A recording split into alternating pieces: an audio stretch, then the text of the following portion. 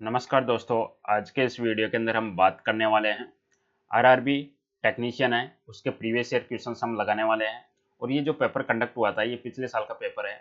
अभी आप 2026 के अंदर एग्जाम दे रहे हो तो प्रीवियस ईयर पेपर्स जरूर लगा के जाना। जितना ज़्यादा प्रीवियस ईयर क्वेश्चंस आप लगाओगे उतना ही आपका 100% सिलेक्शन की तरफ आप बढ़ोगे। यदि आप इस चीज़ को छोड़ोगे तो आप सिलेक्शन की तरफ बिल्कुल भी नहीं बढ़ोगे। चलिए अब हम शुरुआत कर लेते हैं। रेलवे रिक्रूटमेंट बोर्ड है, आरआरबी एग्जाम है। देखिएगा पेपर मैं टेक्नीशियन का करवा रहा हूँ, लेकिन ये आपके जितने भी एएलपी एग्जाम हो, जेई एग्जाम हो, जितने भी एग्जाम्स है सबके लिए इंपॉर्टेंट रहने वाले हैं। मैं कोशिश करूंगा आपको कंप्लीट पेपर से सोल्व करवाने की। अब चलो शुरुआत कर लेता हूँ मैं क्वेश्चन के साथ में। देखिएगा समय का अभाव रहता है, इसलिए मैंने डायरेक्ट यहाँ पे आप लोगों के लिए पेपर सेट को उठा लिया है और ऑप्शन को मैं हाइड करने की कोशिश करूंगा ताकि आप लोग बिल्कुल रियल टाइम इसका आंसर दे सको। चलिए पहला क्वेश्चन आपको यहाँ पे दिख रहा है।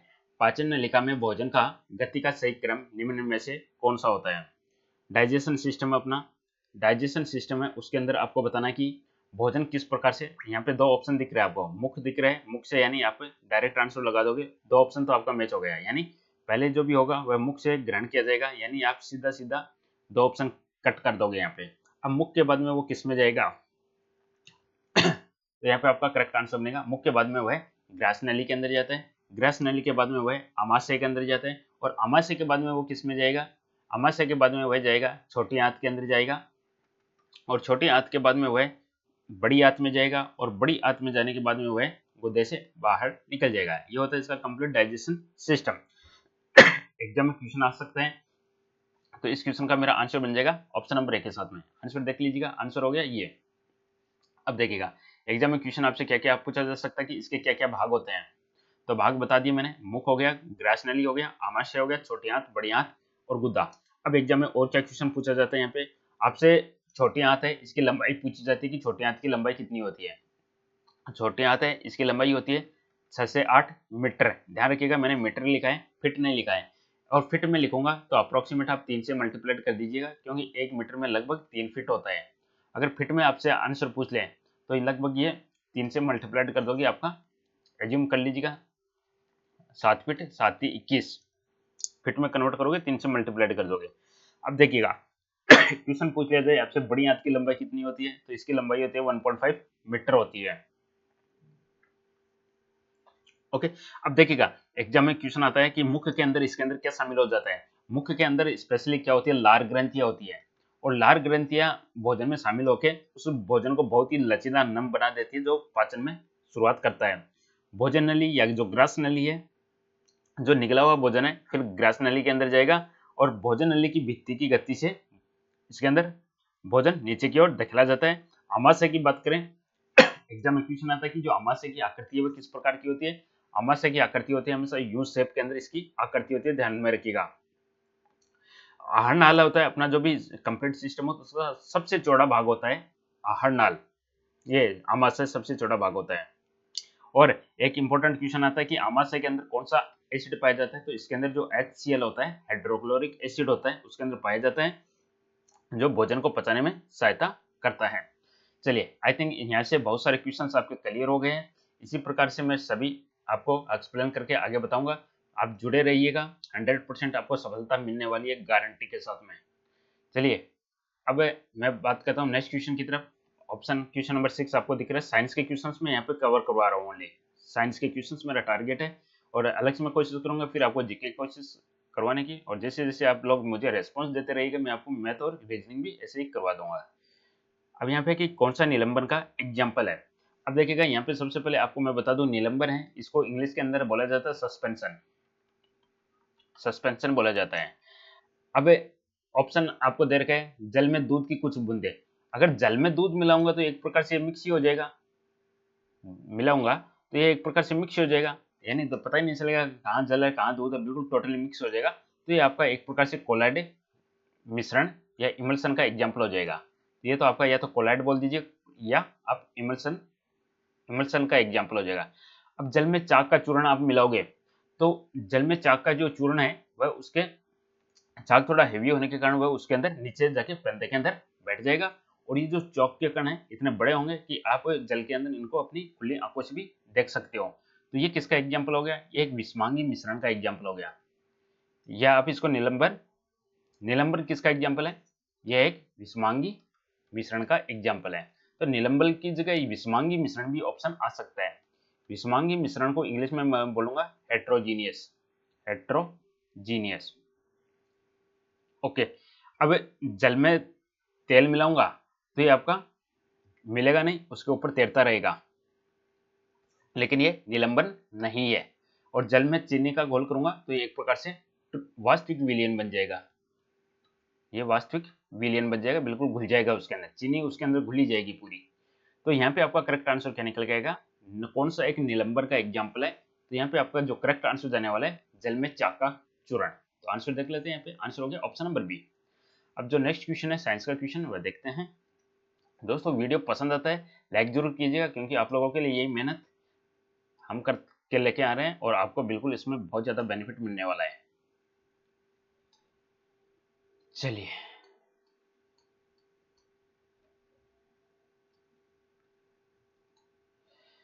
चलिए अगला क्वेश्चन, थोड़ा सा इसको नीचा करना पड़ेगा मेरे को, थोड़ा सा, 1 मिनट है, आंसर तो आपको दिख गया, बट चलिए।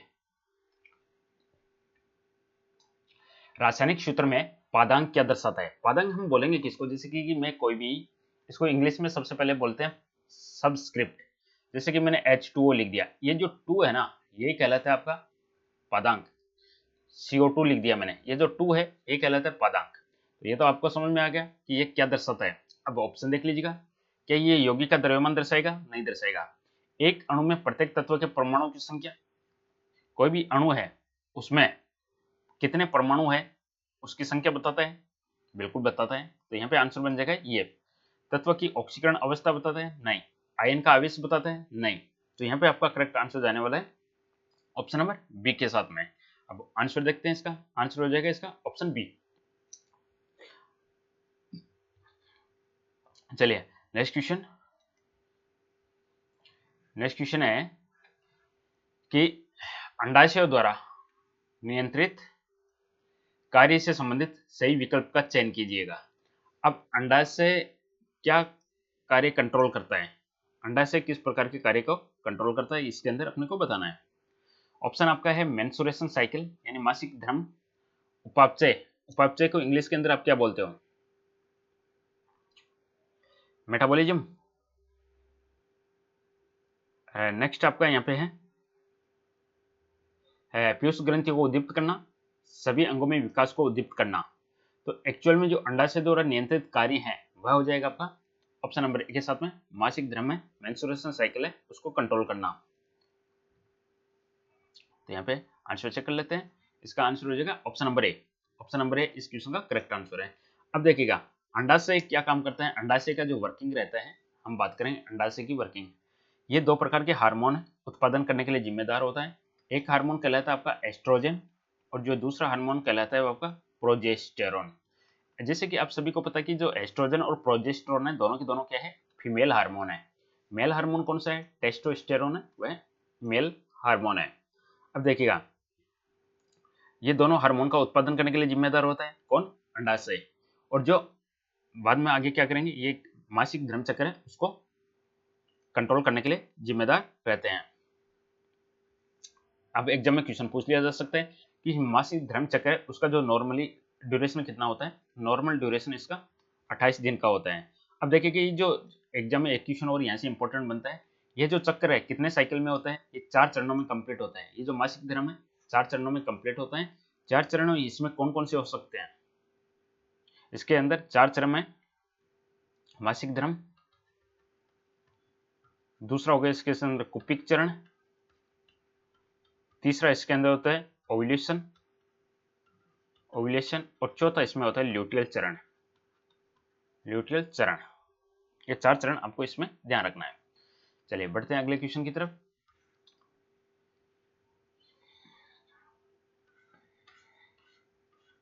हाँ अगला क्वेश्चन यहाँ पे है कि कांच के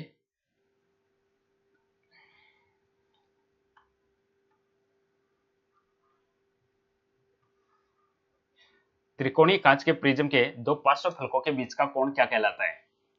त्रिकोणीय कांच के दो पार्श्व फलकों के त्रिकोणीय कांच है, त्रिकोणीय कांच हो गया, उसकी कोई दो पार्श्व फलक है, त्रिकोणीय कांच के दो पार्श्व फलक, इनको हम अपवर्तक सतह भी बोल सकते हैं। पार्श्व फलक है, इनको मैं दूसरी भाषा में अपवर्तक सतह भी बोल सकता हूं। इनके बीच का जो कोण होता है वह क्या कहलाता है? तो यहाँ पे आपका करेक्ट आंसर हो जाएगा ऑप्शन नंबर बी के साथ में प्रिज्म कोण आपका करेक्ट आंसर बनेगा। प्रिज्म कोण की जो परिभाषा होती है वह क्या कहलाता है? दो अपवर्तक सतहों के बीच बनने वाला कोण, दो अपवर्तक सतहों के बीच बनने वाला कोण, दो अपवर्तक सतहों के बीच बनने वाला कोण है वह कहलाता है प्रिज्म कोण।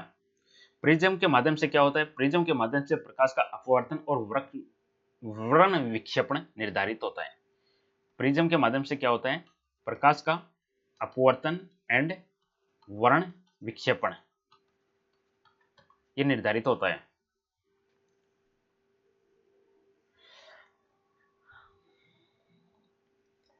इसको आप दूसरी भाषा में अपवर्तक कोण भी बोल सकते हो, रिफ्रैक्टिंग एंगल भी बोल सकते हो।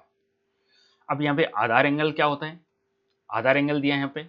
आधार एंगल की बात करें तो आधार एंगल एक जो नॉर्मल त्रिभुज होता है उसकी जो जो समद्विबाहु त्रिभुज से जुड़ा हो रहता है, वो नॉर्मल जो त्रिभुज की तरह जो आधार एंगल होता है नॉर्मल त्रिभुज का केस बनता है। आधार कोण में नॉर्मल त्रिभुज का इसके अंदर केस बनता है।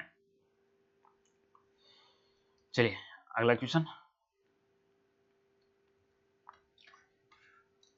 क्वेश्चन नंबर 16 क्या कहते हैं? चलिए नेक्स्ट क्वेश्चन आपका है कि रदरफोर्ड के परमाणु मॉडल के अनुसार परमाणु का अधिकांश द्रव्यमान कहाँ स्थित होता है? जैसे कि आप सभी को पता है कि जो अधिकांश द्रव्यमान किस में मिलेगा, देखिएगा यहाँ पे एक शब्द है द्रव्यमान और यहीं पे अगर मैं लिख देता हूँ अधिकांश आयतन, अब आपका आंसर अलग हो जाएगा। तो एग्जाम में थोड़ा सा ये ध्यान में रखना। मैं यहाँ पे एटम बनाता हूँ, इसके अंदर ये इसमें मैंने नाभिक बना दिया। नाभिक में जैसे कि आपको पता होता है कि प्रोटॉन यहाँ पे प्रोटॉन न्यूट्रॉन प्रेजेंट होते हैं और इलेक्ट्रॉन बाहर इसमें चक्कर लगाते हैं। अब अधिकांश द्रव्यमान, द्रव्यमान को मैं किससे रिप्रेजेंट करता हूँ? द्रव्यमान हो गया जेड अक्ष ए। इस प्रकार से मैंने कोई एटम रिप्रेजेंट कर दिया, ये मैंने कोई एटम बता दिया। ओके, इसके अंदर जो द्रव्यमान होता है हमेशा क्या होता है? प्रोटॉन प्लस न्यूट्रॉन का सम होता है। कितने प्रोटॉन है और कितने न्यूट्रॉन है इनका टोटल कहलाता है द्रव्यमान। अब ये क्या है? प्रोटॉन इसमें न्यूट्रॉन इसमें, तो इन दोनों का मैं सम करूंगा तो ये टोटल जो द्रव्यमान यहीं पर रहेगा और इसको क्या बोलते हैं हम? इसको बोलते हैं नाभिक, न्यूक्लियस हम इसको बोलते हैं। अब देखिएगा अगर यहाँ पे आयतन होता, आयतन शब्द होता है यहाँ पे, तो आयतन कौन होता है? देखिएगा अब ये इसमें से ज्यादातर हिस्सा कौन कवर कर रहा है? बाहरी कक्षा में कौन कवर कर रहा है? इसमें इसमें इलेक्ट्रॉन। तो ज्यादा स्पेस कौन कवर कर रहा है? इलेक्ट्रॉन। यदि यहाँ पे आयतन शब्द होता तब यहाँ पे आंसर हो जाएगा इलेक्ट्रॉन। इलेक्ट्रॉन ज्यादातर इसके खुले आयतन में घूमते रहते हैं, बाहरी कक्षाओं में घूमते रहते हैं। ये था रदरफोर्ड का परमाणु मॉडल। तो कुल मिला के इस क्वेश्चन का आंसर बन जाएगा अपना ऑप्शन नंबर बी के साथ में। अधिकांश द्रव्यमान कहाँ स्थित होता है? नाभिक के अंदर स्थित होता है। तो आंसर देख लेते हैं अपन, आंसर ऑप्शन बी आ रहा है। चलिए दोस्तों अगला क्वेश्चन देखते हैं। अगला क्वेश्चन यहाँ पे है कि कौन सा विकल्प दिए गए कथन के लिए सही स्पष्टीकरण प्रदान करता है? गर्म दिनों में पसीना आना आपके शरीर को ठंडा करता है। गर्मियों के अंदर पसीना आएगा तो शरीर को ठंडा करेगा। तो यहाँ पे क्या सही है? तो डायरेक्ट ये ऑप्शन देख लीजिएगा। पहला तो यहाँ पे ये था कि दिया गया कथन गलत है। पसीना आने से रक्त संचार बढ़ता है और शरीर को ठंडा करता है। और अगला है कि पसीने के कारण तेजी से वाष्पीकरण होता है जो शरीर की सतह से गर्मी को अवशोषित करता है और शरीर को ठंडा करता है। देखिएगा त्वचा है, त्वचा के ऊपर पसीना आएगा, पसीना आएगा तो उसको वाष्पित होना पड़ेगा और वाष्पित होने के लिए उसको एक्स्ट्रा ऊर्जा की आवश्यकता होती है और ऊर्जा कहाँ से लेगा? सतह से लेगा। जब सतह से ऊर्जा ले लेगा, स्किन से ऊर्जा ले लेगा तो स्किन ठंडी होने लग जाएगी, तो इसी कारण अपने को ठंडा महसूस होता है। तो सीधा सा बात है, पसीने के कारण तेजी से वाष्पीकरण होता है और वाष्पीकरण करने के लिए उसको ऊर्जा की आवश्यकता होती है जिसको हम कहते हैं गुप्त ऊष्मा बोलते हैं, लेटेंट हीट बोलते हैं। और वह गुप्त ऊष्मा उसको कहां से प्राप्त होगी? शरीर से प्राप्त होगी। ओके, शरीर से गर्मी लेगा और वाष्प में बदल जाएगा, इसको हम शीतलन प्रभाव बोल सकते हैं। सिंपल सा शीतलन प्रभाव। चलिए अगला क्वेश्चन। दोस्तों फीडबैक जरूर दीजिएगा मुझे। आप जब तक फीडबैक नहीं दोगे मुझे कुछ नहीं पता चलेगा कि आप लोग क्या चाहते हो क्या नहीं चाहते। बट अच्छे से फीडबैक दीजिएगा, रेस्पॉन्स दीजिएगा, तभी पता चलेगा कि आगे क्वेश्चंस किस प्रकार के कवर करवाने चाहिए। अगला क्वेश्चन है कि जब हम एक बस ड्राइवर की ओर मुख करके खड़े हैं, व्यक्ति खड़ा है, ड्राइवर की तरफ मुख करके खड़ा है। अब आगे कह रहे हैं बस अचानक सीधी दिशा में चलने लगती है। सीधी दिशा में जाओ चाहे पीछे की तरफ जाओ, अगर बस सीधी दिशा में जाएगी, बस सीधी दिशा में जाएगी तो व्यक्ति पीछे की तरफ गिरेगा, और अगर बस पीछे की तरफ जाएगी सडनली तो व्यक्ति आगे की तरफ गिरेगा, यानी कुल मिला के अपोजिट गिरेगा। अपोजिट गिरेगा, क्यों गिरेगा? क्योंकि जड़त्व का नियम कहता है कि कोई वस्तु स्थिर है तो स्थिर रहेगी, गतिशील है तो गतिशील रहेगी, जब तक उस पर कोई बाहरी बल कार्य नहीं करता। तो कुल मिला के यहाँ पे क्या आंसर होगा? तो व्यक्ति पीछे की ओर गिरेगा, ना दाईं ओर गिरेगा ना बाईं ओर, आगे की ओर गिरेगा। बस तो आगे जा रही है तो व्यक्ति पीछे की तरफ गिरेगा, ये भी नहीं होगा। तो यहाँ पे आंसर बनेगा आपका ऑप्शन नंबर 1 के साथ में, पीछे की ओर गिरेगी, बस आगे जा रही है। चलिए अगला क्वेश्चन है, द्विआवेशी हीलियम आयनों को निम्न में से किस नाम से जाना जाता है? अब देखिएगा, सबसे पहले हीलियम की बात करेंगे हम। हीलियम बोले तो 2He4, ये हीलियम हो गया। अब इसमें द्विआवेशी लिख दिया, द्विआवेशी का मतलब ये He+2 हो गया, यानी इसने अपने 2 इलेक्ट्रॉन डोनेट कर दिए। द्विआवेशी का मतलब आप समझ गए, He+2। द्विआवेशी हीलियम आयनों को आप किस नाम से जानते हो?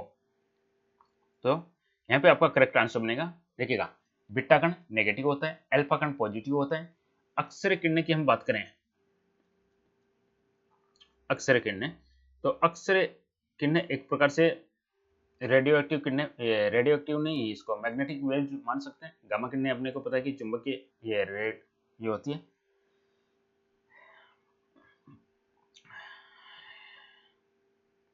गामा किरणें होगी अपनी एक प्रकार के रेडियो एक्टिव।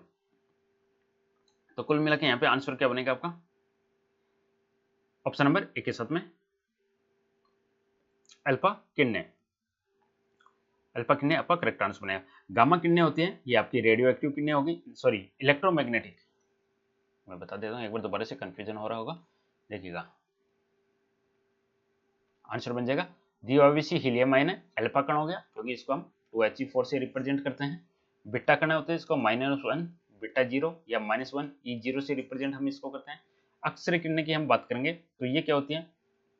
ये उच्च ऊर्जा वाली इलेक्ट्रोमैग्नेटिक रेडिएशन होती है, विद्युत चुंबकीय विकिरण, इलेक्ट्रोमैग्नेटिक रेडिएशन या विद्युत चुंबकीय विकिरण होती है।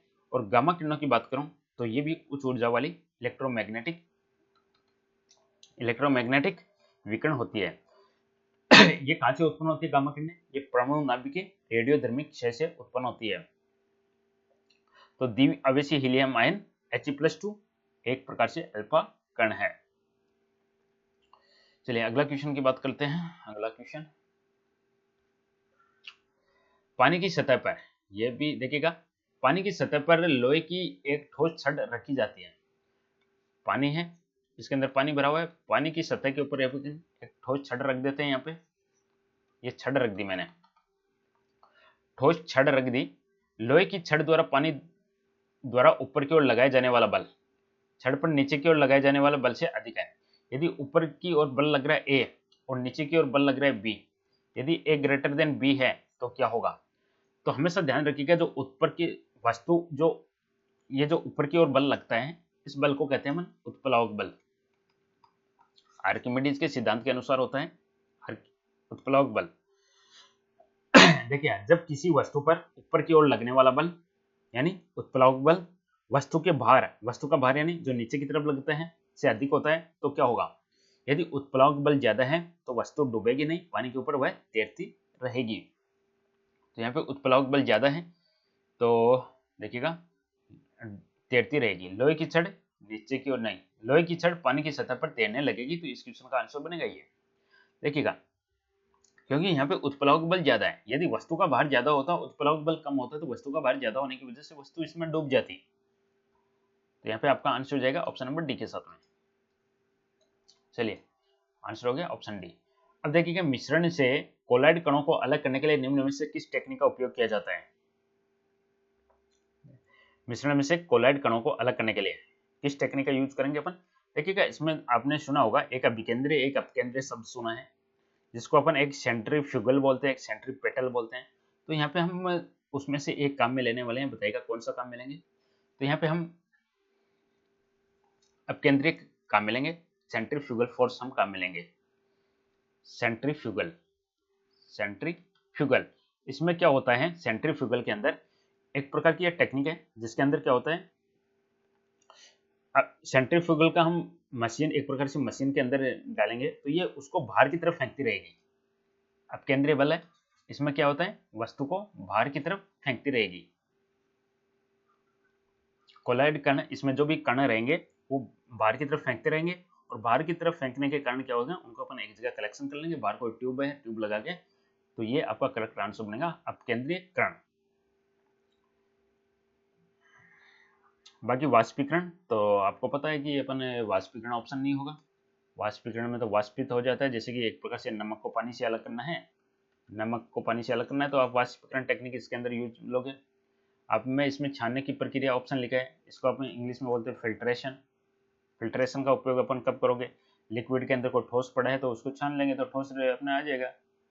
और चौथा ऑप्शन आपको आसमान लिख रखा है जिसको हम डिस्टिलेशन बोलते हैं, डिस्टिलेशन।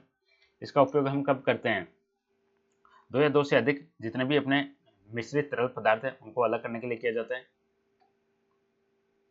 जिनके क्वथनांक में अंतर होता है। चलिए अगला क्वेश्चन,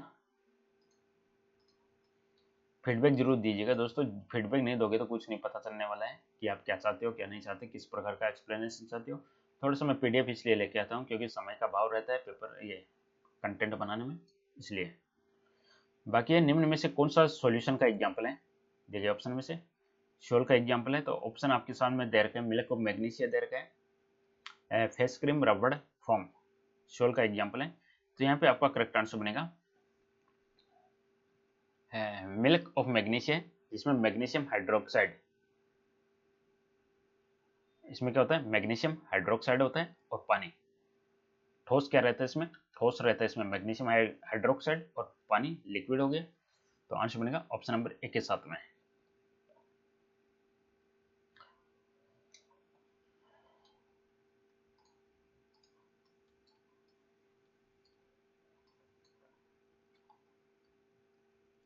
चलिए इंपॉर्टेंट क्वेश्चन है नेक्स्ट, क्वेश्चन नंबर 36, साबुन का जलरागी शिरा निम्न में से किसके साथ अभिक्रिया करता है।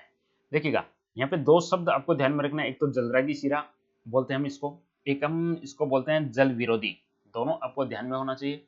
जलरागी, जलरागी एक प्रकार से जल से प्रेम करने वाला होता है, यानी जल को अट्रैक्ट करेगा, आकर्षित करेगा।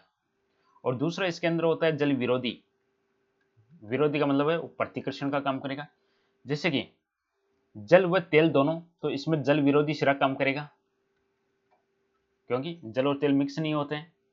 हाइड्रोकार्बन, इसमें क्या होगा, यह भी एक प्रकार से जल विरोधी का एग्जाम्पल है। इसमें क्या होता है, हाइड्रोकार्बन, साबुन के अणु की लंबी हाइड्रोकार्बन पूंछ, साबुन के अणु की लंबी हाइड्रोजन पूंछ है, जल विरोधी होती है। और जल की बात करेंगे तो साबुन और जल तो एक दूसरे को अट्रैक्ट करेगा, तो साबुन का अणु का जलरागी शिरा ध्रुवीय होता है, ध्रुवीय होता है क्योंकि यह जल के अणुओं को आकर्षित करता है। जल भी ध्रुवीय होता है, जलरागी शब्द का मतलब होता है जल प्रेमी हो गया, तो यह शिरा जल में घुलनशील है, तो यहाँ पे आंसर बनेगा ऑप्शन नंबर सी। एग्जाम में क्वेश्चन आ सकता है जलरागी शिरा कैसे होता है, पोलर होता है, ध्रुवीय होता है। और एग्जाम में क्वेश्चन आ गया कि जल कैसा होता है, जल आपका ध्रुवीय होता है। एग्जाम में क्वेश्चन आ गया तेल कैसा होता है, तेल अध्रुवीय होता है। चलिए अगला क्वेश्चन, निम्न में से कौन सा द्रव का अभिलाक्षणिक गुण है, द्रव का अभिलाक्षणिक गुण क्या है, देखिएगा द्रव है, देखिए ठोस होता है, उसका आकार निश्चित होता है, आयतन निश्चित होता है। द्रव की बात करें, द्रव का आकार निश्चित नहीं होता, उसको आप जिस बर्तन में डालोगे उसी का आकार ले लेते हैं द्रव का, तो यहाँ पे आंसर बनेगा ऑप्शन नंबर सी। इसका आयतन निश्चित होता है लेकिन आकार निश्चित नहीं होता है, जिस भी बर्तन के अंदर डालोगे उसी का आकार ये ले लेते हैं। और गैस होता है, उसका नहीं आकार निश्चित होता, नहीं आयतन निश्चित होता है। चलिए अगला क्वेश्चन, निषेचन के लिए कौन सा प्रजनन अंग आवश्यक है, आई थिंक आंसर दिख गया आपको, कोई बात नहीं। निषेचन को इंग्लिश में मैं बोलूंगा फर्टिलाइजेशन, इसको इंग्लिश में बोलते हैं फर्टिलाइजेशन। अब इसके लिए क्या आवश्यक है, देखिएगा यहाँ पे परागकण, परागकण को इंग्लिश में क्या बोलते हैं, पोलन ग्रेन, पोलन ग्रेन बोलते हैं। और बीजांड को इंग्लिश में बोलते हैं ओव्यूल। ये तो मैंने इंग्लिश शब्द बता दिए। अब पोलन ग्रेन होता है, इसके अंदर क्या होता है, इसके अंदर होता है नर युग्मक। पोलन ग्रेन होता है, ये किसको लेके जाते हैं, ये जो परागकण या जो पोलन ग्रेन होता है ये किसको लेके जाएंगे, किसको कैरी करेंगे, ये नर युग्मक को कैरी करेंगे, नर युग्मक।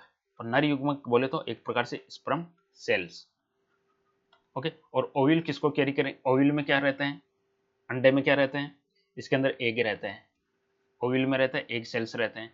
अब जैसे दोनों वहां पे जाएंगे, स्पर्म सेल और एग सेल्स, किसका निर्माण होगा, युग्मनज का निर्माण होता है। युग्मनज को हम क्या बोलते हैं, जाइगोट बोलते हैं। और आगे जाके जाइगोट किस में बदल जाता है, बीज में बदल जाता है। तो यहाँ पे आपका करेक्ट आंसर बन जाएगा ऑप्शन नंबर सी। चलिए अगला क्वेश्चन देखते हैं। अगला क्वेश्चन है, यदि एक सीधी सड़क पर चलने वाली कार समय के समान अंतराल में अपनी चाल को असमान मात्रा में बदलती है तो उसे क्या कहा जाता है। देखिएगा इसके अंदर हम देखें, सीधी सड़क पर चलने वाली कार समय के समान अंतराल में अपनी चाल को असमान बढ़ाती है, ठीक है, समय सेम और चाल बढ़ती जाती है असमान चाल, तो उसको हम क्या कहेंगे, देखिए ऑप्शन में से अगर अपनी इनमें वेरिएशन आ रहा है तो एक समान त्वरण तो नहीं होगा, एक समान वेग भी नहीं होगा, एक समान चाल भी नहीं होगा, तो आंसर बनेगा असमान त्वरण। ऑप्शन नंबर डी आपका करेक्ट आंसर बनेगा असमान त्वरण। अगर चाल भी सेम है, वेग समय भी सेम है, तो एक समान त्वरण हो जाएगा। और एक समान वेग है, अगर चाल बदलती नहीं है तो वह एक समान वेग हो जाएगा, और वेग नहीं बदलता है तो त्वरण 0 हो जाएगा। तो आंसर नेक्स्ट क्वेश्चन है,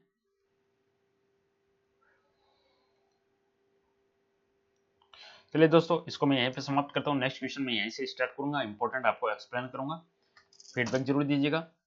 ओके दोस्तों, पार्ट 1 यहीं पे समाप्त करता हूँ, नेक्स्ट इसी प्रकार से टोटल एक्सप्लेन करते जाऊंगा। थैंक यू, वीडियो को लाइक शेयर कीजिएगा, कमेंट बॉक्स में फीडबैक जरूर दीजिएगा। Thank you.